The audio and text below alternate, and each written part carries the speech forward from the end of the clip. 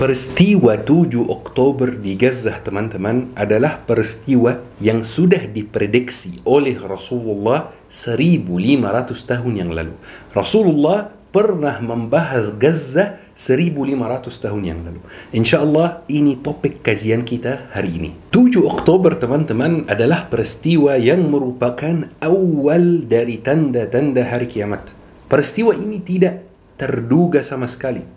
Karena persis sebelum 7 Oktober, penjajahan Zionis itu merasa sangat sombong dan sangat kuat, merasa sangat tidak bisa dikalahkan, merasa sudah benar-benar menguasai Palestina, dan warga Muslim sudah tidak mampu beraksi lagi. Apalagi negara-negara Arab yang malah menormalisasi hubungan dengan Israel.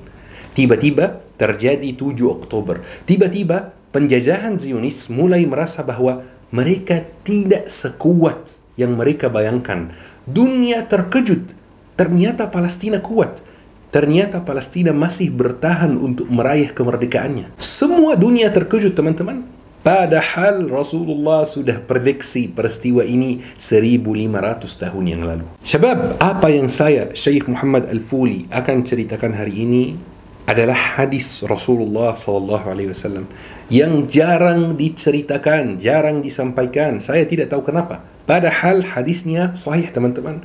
Rasulullah SAW adalah orang yang merupakan utusan Allah Subhanahu wa taala. Ma yantiqu 'anil hawa. Rasulullah hanya menyampaikan wahyu Allah. Rasulullah tidak menyampaikan apapun yang berdasarkan hawa nafsunya. Semuanya wahyu dari Allah Subhanahu wa taala. Coba bayangkan kondisi Rasulullah saat membaca hadis berikut, teman-teman. Rasulullah berada di Madinah, umat Islam belum begitu kuat, teman-teman. Paling bisa mengalahkan Quraisy, tetapi masih ada banyak superpower lain di dunia yang menguasai dunia, seperti Persia, seperti Romawi. Banyak negara yang belum ditakluk, teman-teman. Mesir, Irak, semuanya belum ditakluk. Islam hanya di Madinah dan di beberapa desa sekitar Madinah saja. Walaupun itu, Rasulullah SAW menyampaikan sebuah bisyarah kepada para sahabat. Kita harus memahami apa arti dari kata bisyarah itu. Bisyarah itu artinya kabar gembira, teman-teman. Kabar gembira tentang masa depan. Rasulullah menyampaikannya berdasarkan wahyu dari Allah Subhanahu wa taala. Hal besar di masa depan yang akan membahagiakan umat Islam yang disampaikan oleh Rasulullah kepada para sahabat. Saya kasih contoh bisyarah biar kita bisa memahami konsepnya.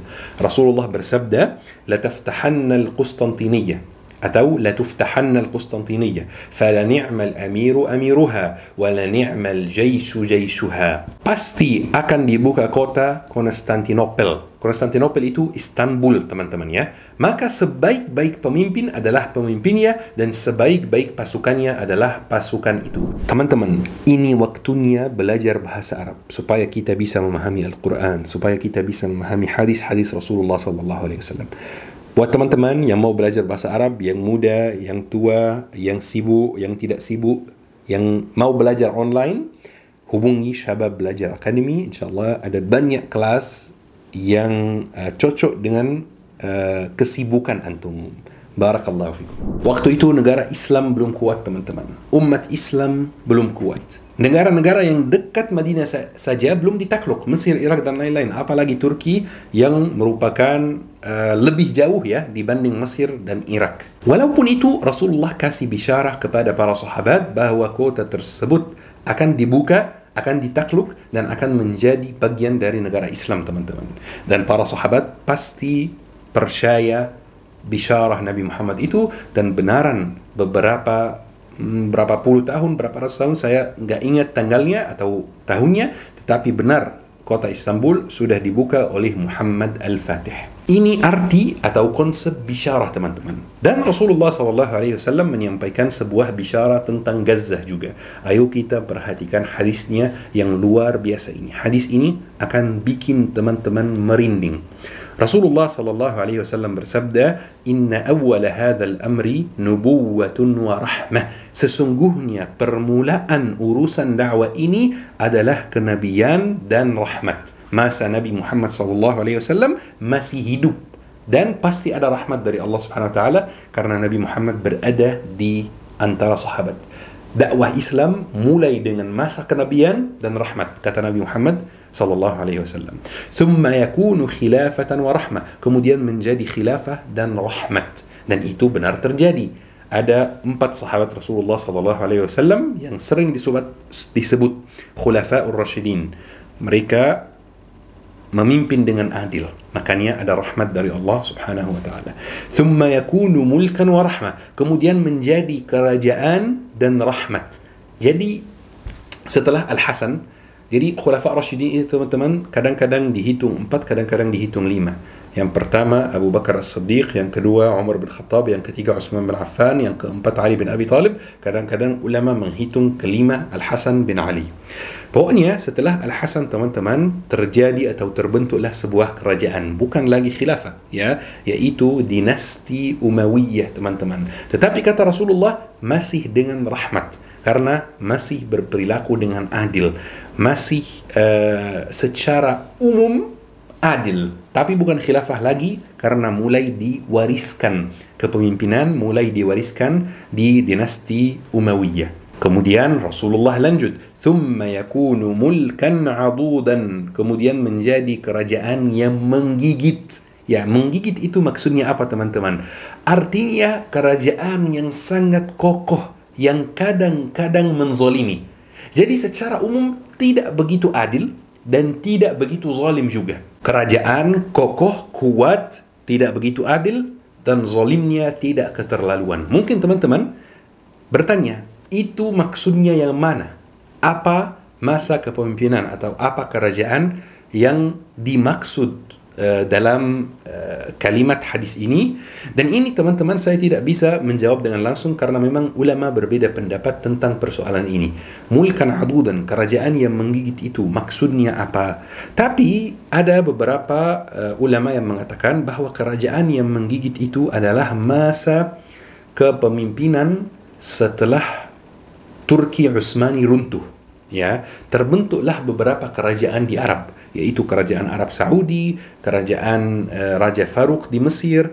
Mereka tidak adil seperti kerajaan yang sebelumnya, kerajaan dengan rahmat kata Rasulullah, dan mereka tidak terlalu parah juga waktu itu, tahun 40-an, 50-an itu ada banyak kerajaan di daerah Timur Tengah. Kemudian teman-teman Rasulullah SAW melanjutkan hadisnya, thumma yakunu jabriyatan wa qaswa. Kemudian menjadi kekuasaan yang sewenang-wenang dan keras gitu ya. Kemudian kekuasaan yang sangat keras, yang sangat zalim, yang sangat sulit. Dan kemungkinan besar teman-teman itu adalah kondisi kita yang sekarang. Coba lihat Mesir sekarang seperti apa, coba lihat Arab Saudi sekarang seperti apa, coba lihat Suriah sekarang seperti apa. Kezaliman yang luar biasa, kerasnya luar biasa. Terus apa yang akan terjadi setelah itu? Perhatikan hadis Rasulullah, thumma yakunu ribatu fi sabilillah. Kemudian akan ada ribat di jalan Allah. Itu langkah berikutnya teman-teman. Apa artinya ribat di jalan Allah? Konsep ribat teman-teman artinya adalah penjagaan. Ribat itu adalah penjagaan. Jadi kata Rasulullah SAW, sekarang terjadi masa kezaliman yang luar biasa, masa kekuasaan yang sangat keras. Setelah masa ini akan terjadi ribat di jalan Allah. Jadi kemungkinan besar akan terjadi perperangan yang sangat besar. Akan terjadi sebuah peristiwa yang akan menguncangkan negara Arab dan dunia Islam. Sehingga umat Islam di seluruh dunia akan melaksanakan ribat di jalan Allah subhanahu wa ta'ala. Dalam konteks ini, ribat artinya penjagaan perbatasan. Jadi misalnya saya kasih contoh. Sekarang kalau misalnya terjadi perang di dekat Mesir, misalnya, otomatis Mesir kirim pasukannya ke perbatasan supaya menjaga Mesir misalnya. Kalau terjadi perang di Jerman, otomatis Jerman kirim pasukannya ke perbatasan supaya menjaga perbatasan Jerman. Karena memang setiap orang mau menjaga negaranya sendiri. Itu harus teman-teman. Negara sendiri itu harus dijaga. Makanya saya di sini mau sampaikan, jangan sampai teman-teman yakni ada banyak kekacauan di NKRI ya, seperti yang terjadi di Timur Tengah. Allah Subhanahu wa taala memberi kita nikmat negara yang aman, yang nyaman, kita harus menjaga kesatuannya. Kalau misalnya terjadi perang di negara manapun, pasti negara itu akan mengirim pasukannya untuk menjaga perbatasan. Itu artinya ribat fi sabilillah. Itu artinya menjaga perbatasan, penjagaan, teman-teman. Kita lanjut hadisnya, teman-teman. Wa inna afdala jihadukum ar-ribat. Dan sesungguhnya sebaik-baik jenis jihad adalah ribat di jalan Allah, menjaga perbatasan negara sendiri. Lanjut lagi, ini yang mengejutkan, teman-teman. Wa inna afdala ribatukum la asqalan. Dan sebaik-baik ribat kalian itu adalah ribat di Asqalan. Di mana Asqalan itu? Asqalan itu, teman-teman, adalah Gaza. Gaza adalah bagian di dalam Asqalan. Gaza merupakan bagian dari wilayah yang besar di Palestina yang namanya Asqalan. Imam Syafi'i lahir di mana? Imam Syafi'i lahir di Gaza. Imam Syafi'i dulu kalau ditanya, kamu orang mana? Jawabnya apa? Jawabnya, aku orang Asqalan. Kata Rasulullah SAW. Masya Allah, Masya Allah.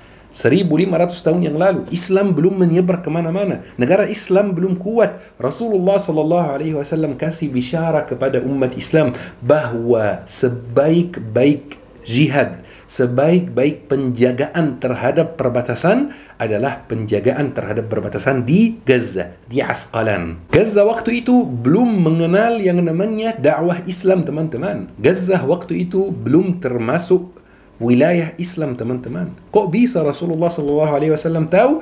Pasti tahu, karena ini wahyu dari Allah Subhanahu wa Ta'ala. Ini langsung kabar dari Allah Subhanahu wa Ta'ala. Nabi menyampaikan itu, teman-teman, 1500 tahun yang lalu. Nabi menyampaikan bahwa jihad yang paling baik itu adalah jihad di Gaza, jihad ribat di Gaza, menjaga perbatasan. Ini hadis sahih, teman-teman, dan Ana sengaja di kajian ini hanya menggunakan hadis sahih. Karena kalau kita membuka kesempatan untuk hadis dhaif yang bercerita tentang Gaza, maka ada banyak sekali hadis dhaif. Misalnya, ada satu hadis dhaif yang Rasulullah SAW bersabda, di akhir zaman akan keluar 50.000 syahid dari Asqalan. Masya Allah, luar biasa. Sekarang ada berapa syahid di Gaza, teman-teman?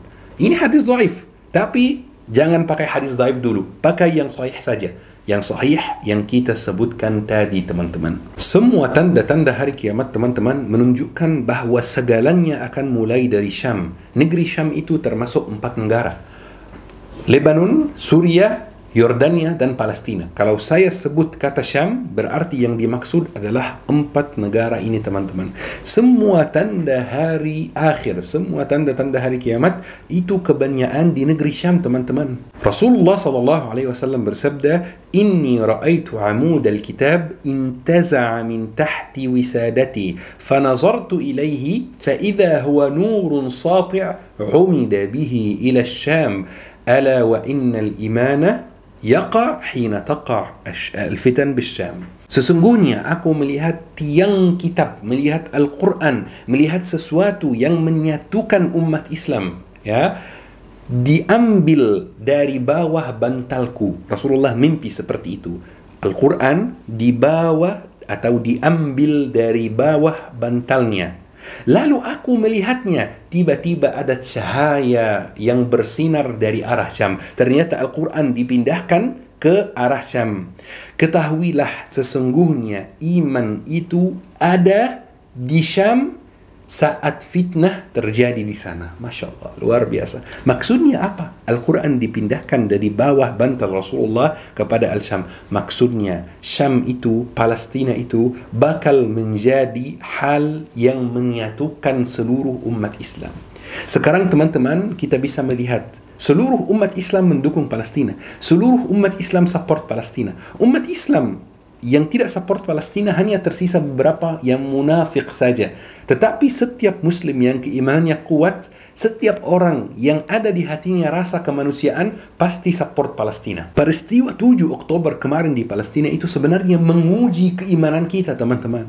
Ada yang mendukung Palestina. Ini keimanannya kuat, alhamdulillah. Ada yang diam, tidak mendukung dan tidak memfitnah Palestina, tidak menantang Palestina. Itu orang yang hambar itu ya. Tidak ada rasanya, tidak ada wanginya. Dan ada orang yang malah menantang Palestina, malah memfitnah Palestina, malah menyalahkan Palestina, dan ini adalah orang munafik, teman-teman. Dan ada orang yang lebih parah dari itu, malah menyuruh warga Palestina untuk hijrah dari tempatnya dan meninggalkan Palestina. Ini yang paling parah. Tidak ada yang lebih parah dari itu. Keimanan kita sedang teruji, teman-teman. Keimanan kita sedang teruji. Kita harus membuka mata kita dan menyadari bahwa dunia ini tidak akan lama lagi. Kita harus membuka mata kita bahwa kita harus benar-benar muhasabah diri sendiri, memperbaiki diri sendiri, supaya kita bertemu Allah Subhanahu wa taala dalam keadaan bebas dari dosa, dalam keadaan hati yang bersih, dalam keadaan beriman, teman-teman. Bagaimana dengan salat kita? Bagaimana dengan hafalan Al-Quran kita? Bagaimana dengan ilmu syar'i? Kita pelajari ilmu syar'i atau tidak? Bagaimana dengan waktu kita? Apakah kita masih sia-siakan waktu kita menonton hal-hal yang tidak bermanfaat, atau kita menggunakan waktu kita untuk pelajari ilmu syar'i, menonton kajian? Sekarang pelajari ilmu syar'i itu sudah sangat mudah. Allah Subhanahu wa taala memberi kita banyak tanda dunia tidak akan lama lagi. Sedang terjadi perubahan yang sangat besar di dunia ini sejak 7 Oktober kemarin. Hati-hati, siapkan diri, jaga salatmu, perbanyak sedekahmu, belajar ilmu agama, karena besok-besok akan ada fitnah yang luar biasa. Akan ada banyak fitnah yang lebih menguji keimanan kita. Contohnya fitnah Ad-Dajjal. Tidak ada yang akan selamat dari fitnah Dajjal itu kecuali orang yang punya ilmu, kecuali orang yang punya basic ilmu dan bisa membedakan mana yang hak dan mana yang batil. Siapkan diri dari sekarang untuk masa itu. Siapkan diri dari sekarang untuk menghadapi fitnah-fitnah yang seperti itu, supaya kita tidak tertipu, supaya kita tidak dikerjakan, supaya kita tidak diketawain umat lain, teman-teman. Teman-teman yang dirahmati oleh Allah Subhanahu wa taala, ini waktunya muhasabah diri sendiri. Allah Subhanahu wa taala sayang sama kita. Makanya Allah Subhanahu wa taala kasih kita banyak tanda. Hati-hati kalau tanda-tanda ini sudah terjadi, awas. Kiamat sudah dekat. Mulai perbaiki diri. Karena Allah Subhanahu wa taala sayang dengan kita. Tapi masalahnya kadang-kadang kita menutup mata dan sengaja tidak melihat tanda-tanda yang Allah Subhanahu wa taala berikan kepada kita. Teman-teman yang dirahmati oleh Allah Subhanahu wa taala, mudah-mudahan kita terhindar dari fitnah-fitnah akhir zaman. Mudah-mudahan kita termasuk ahli surga. Mudah-mudahan kita bisa bertemu Allah Subhanahu wa taala dengan hati yang bersih, yang jauh dari kebencian dan lain-lain.